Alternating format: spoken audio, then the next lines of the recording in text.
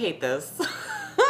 I didn't want to make a video. Like, I did want to make a video, but I didn't at the same time because, I just fucking can't anymore. I don't know where to go. I don't know what to say. So we're just gonna go ahead and do like an old school kind of Gines rant, I guess, and I'm just gonna let you know what I feel about the election and all these crazy pussy comments as of late, and I'm gonna say the word pussy a lot. I hate saying that word, but we're gonna fucking do it. I think it comes as no surprise to anybody that this election is the biggest, grossest, nastiest, shit-slingiest shit show ever.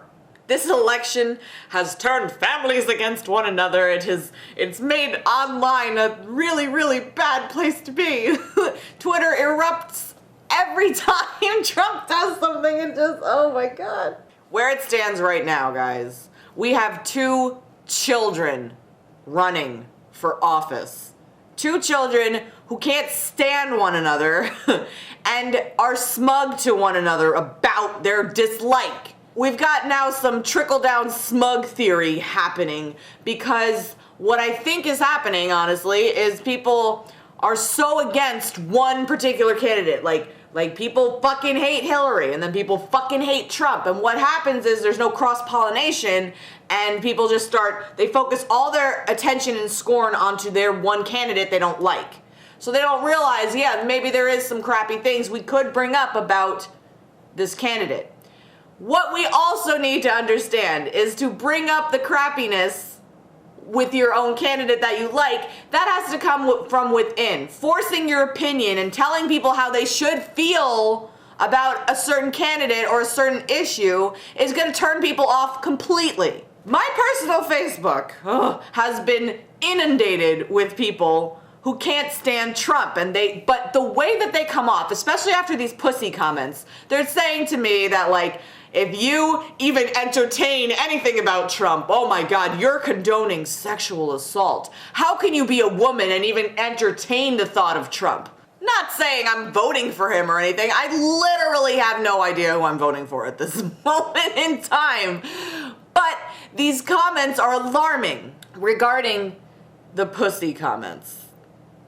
Ew.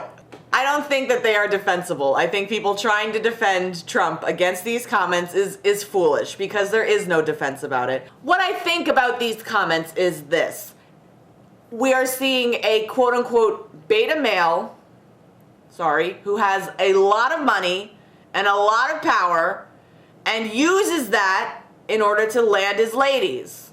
Now, to say that it's condoning sexual assault by saying grab by the pussy, which I don't even know what that means. How do you grab somebody by the... Because the only thing that in my head is like you take it and you grab it and you kind of pull on it like you're taking a book off a shelf. Someone on Twitter said that it's like a bowling ball grab. The only excuse I could give, if I'm going to give an excuse here, is that I think pussy to some men is like an abstract concept that has nothing to do with women. It's like the sexual desire that we all have within us on some level, I believe, that drives you to procreate, to make babies, and to do all this stuff. Now, alpha men will not outwardly have to say, I do this to my women. Yeah, like an alpha male, I think, in my opinion, is subtle and very smooth and picks a woman who is a suitable candidate, whatever that means, to bear his children. Now, females, I think, can see that. A strong female can see that. An alpha female can see that, whatever. And they wouldn't let somebody like Trump ever fucking attempt to grab the pussy. They wouldn't do that because if you have to push yourself onto another person sexually, instead of talking to them and listening to what they're saying to you to get to know them, then that person's a douchebag.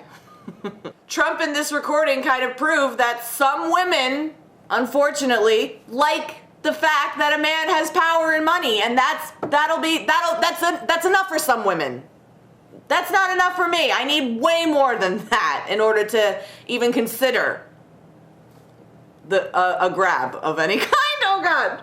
I'm not saying that people have said things on the same level as Trump. I just know that when you have a conversation between another person, that's between that person and you. And it's kind of like you know, depending on your comfortability with that person, you're going to say some things that you maybe don't want the entire world to hear. And, you know, it would be, it's strange for me that everybody upset with Trump is kind of coming off like, well, I'd never do it. I am an angel. It's like, we're all not angels, okay? The only difference is this guy might fucking be the president, which that's so scary to wrap my head around. Unfortunately, we're still divided as fuck over this. But what happens, I think, is when we're smug about our candidate choice, we're smug about who we want to lead the company, the country.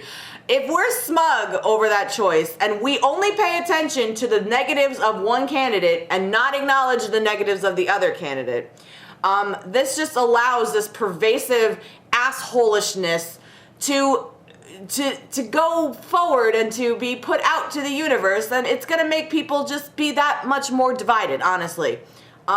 What you put on your social media is up to you. Just know that if someone wants to counter it, they're not doing it because they hate you. They're doing it because they have a point too. And I think it's really shitty to tell somebody how they should be feeling about this entire election. I'm sorry, I'm just only taking it. My personal Facebook is people all over saying, how dare, you know, how dare this happen? How could you even think about like supporting this man at this point? You know, this very haughty, up their own ass kind of bullshit. Just be careful of, you know, your own language and where your mindset goes when you're kind of feeling like you're backed into a corner. I see it all the time now. People who support Trump, and they're asked questions, like legitimate questions about it, how they feel about it. They're like, yeah, but Clinton. Yeah, but Bill Clinton has done bad things too. Like, that's not the issue at hand, you know? Like, remember that. It's like people who support Hillary and say, where's Trump's tax returns? And then people will turn around and say, yeah, but your emails, Hillary. Like, we are just deflecting from all the issues. Nothing sticks. Nothing sticks right now. Like, we talked about Teflon Trump. It's Teflon election at this point.